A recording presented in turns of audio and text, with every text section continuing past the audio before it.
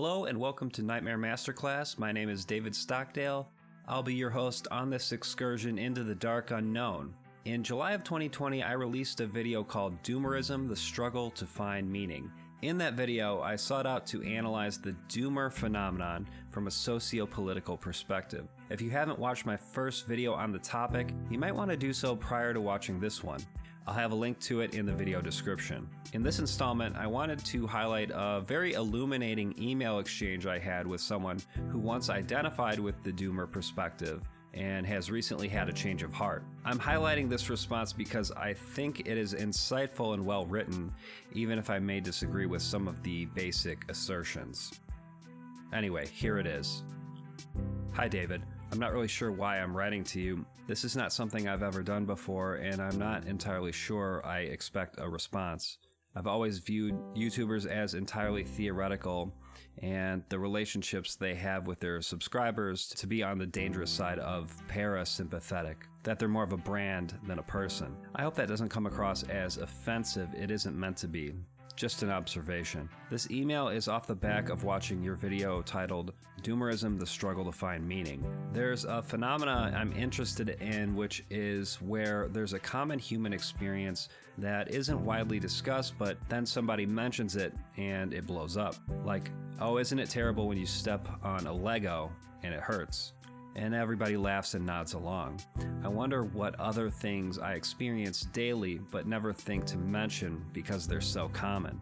I thought this was going to be one of those videos, a logical progression of the single frame memes of doomers to a full video of shared doomerism. Instead, you talk as though you don't feel like this, as if you don't spend every waking moment contemplating the end of humanity, the crushing oppression of capitalism, and of the total failure to make anything of yourself. You describe the thoughts I've never thought to express because I presumed that everybody feels them, that deep down we were all walking around worried that we weren't doing enough or weren't good enough. I thought that I was typical in that my closest friends and family also felt like this, that I had no need to explain it to them because they already knew. It appears this is not the case. I've presented this video to several friends and family, and they chuckle and awkwardly try to avoid the conversation. My experience doesn't seem to be as shared as the one of the Lego block. It's eerie, to be honest. Many nights I've spent thinking about the things you talk about. Will we run out of oil to burn before we run out of oxygen to burn it in? Should I actually be in my job, or am I just an imposter? Will populations really level out and I won't one day have to decide between feeding myself or my future children? Do I even have the right to bring a child into this world just to suffer like I have? For you to say it and then not relate to it, it's hard to explain how that feels. I always thought I was typical and that my thoughts are normal, but apparently not. Apparently, there are people out there that are genuinely happy, that don't spend their nights and weekends worrying about how a government could be implemented to avoid corruption and cronyism. The constant contemplation of just, surely the most efficient solution is to just end it all. I always believed others were just lying to me, like I'm lying to them, when I answer, yeah, I'm fine, thanks, to their queries. Now I find out they're not, that even surrounded by this nightmare called life, they can be genuinely happy. I cannot comprehend this. I consider myself a man of science, a pragmatist. If a model is no longer useful, I discard it and adapt a new one. I don't want to live like this. My model is not useful. It consumes my every waking thought, but I don't know how to discard it. I don't know what model would be better. I feel an intense guilt whenever I even consider ignoring the problems around me to focus on myself. I don't know what a new model would even look like. It's hard to get to the crux of the point I'm trying to make because I'm wrestling with my raw emotions as I write this. In my mind, there's a beautiful symphony of explanation, but as I try to put it to words, they sound flat and dull as I feel the desperation welling up as a lump in my throat. I feel this is a cry for help. I suppose in simple terms, I was wondering if you could do a second response video. I appreciate how long these videos can take and that I'm asking a lot, but I was wondering if you could explain to me how you feel and how it's different, what I feel. I guess I'm wondering, what's it like to be normal? Thanks, William. Now, I can't say I make a general practice of responding to every email I receive, but something about this email compelled me to respond. I suppose it's because I kind of identified with some of its sentiments. I want to stress that my response shouldn't be understood as a piece of advice coming from a place of authority because, one, when it comes to the personal issues alluded to in the email, I'm not a mental health expert and my feedback can only really be anecdotal at best. And two, with respect to the broader societal problems referenced in this message, I'm afraid my grasp on complex systems is fairly basic and my perspective is limited by both unconscious ideological predilections and the fact that I'm, one person. It would suffice to say that I am grappling with some of these problems myself. These things certainly weigh heavily in my mind, but I've also come to the conclusion that it's not healthy to place the burden of solving the world's problems solely on one's own shoulders. Anyway, here's what I was able to come up with at the time. Dear William, thanks for the email. I'm not sure I can answer your question, but I'll do my best. In my view, there are varying degrees of repression and denial vis-a-vis the larger societal problems you have acknowledged and are actively confronting. Sadly, modern conditions have cultivated a pervasive culture of narcissism and shallowness, so normal is a very loaded word in this context, as I'm sure you know. It's easy to laugh at the Lego block because it doesn't challenge anyone's worldview to simply acknowledge that stepping on a Lego hurts. It's a truism. With respect to personal issues, we are conditioned to internalize such tensions, and so it's extremely uncomfortable to share them. A lot of people just don't want to confront these things for a number of reasons, many of which are probably not even consciously acknowledged. One might have to acknowledge something that forces them to confront the way they are living. Or worse yet, it could challenge the narrative they've been telling themselves about who they are. And why would one do this, especially when they're hanging out with a friend? The presumption is you're supposed to be having a good time, not having a therapy session. This is backwards, but it's the way we're trained to think. Perhaps that's why your friends and family aren't willing to go there. I assure you, they all experience alienation to some degree. They all have rich internal lives filled with the same range of experiences as you. Some are just less able or willing to articulate what they are experiencing. The major problem is simply that even the people who do acknowledge these very serious societal problems don't tend to believe that political solutions exist to solve them. The very notion of people coming together to solve a problem is decried as collectivist by pop philosophers who offer nothing in the way of meaningful alternatives to the status quo, which is trending towards disaster. And so, we get the doomer phenomenon. The challenge then is believing that a better world is possible without putting one's head in the sand about the challenges preventing that world from coming to fruition. Ironically, it is an article of faith to some degree, and faith has fallen out of fashion, but it is not entirely unfounded to believe in a new horizon of possibilities. The conditions for a better future exist in the present moment. There's just no political will to spur the necessary changes. But paradigms can shift. Look throughout history and you'll find plenty of instances where the paradigm has radically shifted.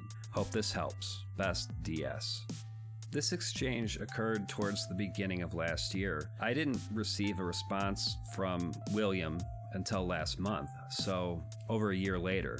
William thanked me for my response and let me know that he was in a much better place now. Subsequently, I asked him if he would be okay with me using this email exchange as the basis for a new response video.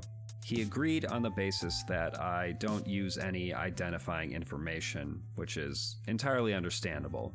Shortly thereafter, he also sent a more detailed message talking about his psychological trajectory.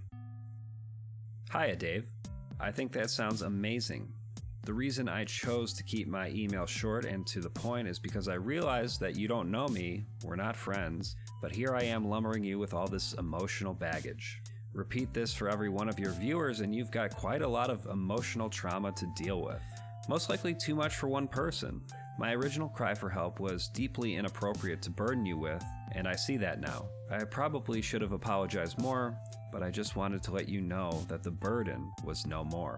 Since watching your video and trying to find meaning, I followed up on my curiosities from the recent general election, and long story short, I am now an avowed socialist. I'm standing for elections, I participate in political discussions with a group of local socialists, and we operate nationally with thousands more. Because of you, I now know my enemy and that they have wealth beyond measure, but they can and have been beaten before. Facing this politically with my comrades rather than on my own has challenged me immensely. I've gone from hopeless to hopeful. My depression has virtually cleared. I still get depressed sometimes, but it's about my personal life now. The systemic issues affecting me? Well, they're beyond me, but they're not beyond us. I frequent the Doomer subreddit a fair bit and find their posts very interesting. Try as I might, I can't seem to point them in the same direction as me. I tell them I was them, and all they need to do to be happy is to face their real enemy. But I get nowhere. Frustrating, but I understand why. They're simply not ready. That's it for the email exchange. I should include a disclaimer here. I don't think my email response is responsible for William's emotional trajectory. At best, perhaps it played a small role, and if so, that makes me happy. But let's not pump up my ego too much. William himself alluded to his attempts to sway other people in the Doomer subreddit, apparently to no avail. I don't really think one email exchange, or more broadly, the media one consumes, is generally a huge factor in one's overall mental health, much less their political orientation. And I don't think there's a whole lot of evidence to indicate that such things have much of an impact relative to other factors. But I also don't think attempts to change the perspective of so-called doomers are totally pointless. If I thought that, I wouldn't be making this video. Maybe it would be fair to say these attempts are necessary, but not sufficient when it comes to what is required to activate the true potential of those who have resigned themselves to complacency. The main reason I wanted to share this with my audience is because I think one of the most difficult aspects of depression is the feeling that it won't end, that it will be this way forever. And, well, here's at least one instance where that's simply not the case. I'm not claiming everyone who identifies as a doomer has clinical depression, although I'd be surprised if there wasn't significant overlap, if only because depression is so common in general. And to be completely fair, this is one person's story. I realize that, but I did think it was striking enough that I wanted to amplify it and perhaps seek to understand it as a general case study. While perhaps the doomer phenomenon is waning, it seems to me that the underlying conditions that allowed for it to come about in the first place are still in effect. Perhaps now even more so than when I made my first video on the topic in 2020. Admittedly, things are not looking good. Thousands of people are being killed in the Russian-Ukrainian conflict, and nuclear war is more probable now than it was just a few months ago when the doomsday clock was moved forward to 100 seconds to midnight. Inflation is impacting people who were barely scraping by even before it went into effect. And the Fed's response is a series of interest rate hikes which will have all sorts of unintended negative consequences. Many economists believe a major global recession is on the horizon. And to top it off, there is no cohesive effort amongst major countries to combat climate change or even mitigate its effects. So, I want anyone who still identifies as a doomer in 2022 to know that yes, there are plenty of valid reasons to feel overwhelmed by not only personal problems, such as social isolation, but broader civilizational problems as well. And that overwhelming feeling can get a bit exhausting over time. So I understand that eventually some people get to the point where you might just shut off entirely. That is a very common response to stress. Most of the time it's temporary, like your brain just needs a rest and it's time to veg out on the couch and watch the entirety of Twin Peaks, including Fire Walk with Me and The Return. Totally not talking about myself here. But I think for some people the shutdown remains in effect for a longer period of time. And one might begin to rationalize certain ways to justify remaining in this shutdown phase because it becomes comfortable. If you don't believe good things can happen, you won't be disappointed when they don't. Over time, these various rationalizations coalesce into an overarching worldview, an ideology. In very simplistic terms, that's what I believe Doomerism is. It's a worldview composed of various elaborately crafted rationalizations. And these rationalizations come about as a spontaneous impulse to protect the self. For the individual, Doomerism is at its core a cluster of psychological defense mechanisms. Since many individuals have experienced this, so too have they shared these experiences, and thus the doomer is brought about as a cultural milieu and aesthetic. That's my assessment, at least. I'm not going to pretend like I have all the answers, but I do think that at least having the courage to confront these challenges head on, to say, yes, these things are very serious problems, but I'm not going to let them encompass the entirety of who I am. I'm not going to allow these things to turn me into some kind of empty person. This is not the type of content I usually make, and I assure you that another spooky analysis video is in the works currently, but occasionally I want to do other stuff more in the realm of sociological or cultural commentary, like my original Doomer video. If you're not aware of how the YouTube algorithm works, I'll spare you the fine details. It would suffice to say that I am highly disincentivized from doing anything outside the scope of my typical videos. I have my spooky little niche, and YouTube strongly encourages sticking to what my current audience is familiar with, because that's what's already been established as a general interest. You have to appeal to your base demographic first and foremost. That's the business model they're going for, and it's apparently what generates the most ad revenue. The point is, I'm really going against the grain by putting out a video like this. So if you think this type of content has any merit whatsoever, I'm going to humbly ask you to take one extra step to help spread it. It would help me tremendously if you share this video with anyone you think might be interested. And at the end of the day, I don't think it's a good thing that YouTube incentivizes creators to stay in their neat little boxes. I think we should be more encouraged to experiment and maybe even play around with the format from time to time. And perhaps the platform will be better off for it. And in general, if you want to receive a notification every time I put out a video, be sure to click the little bell icon. You know, that one.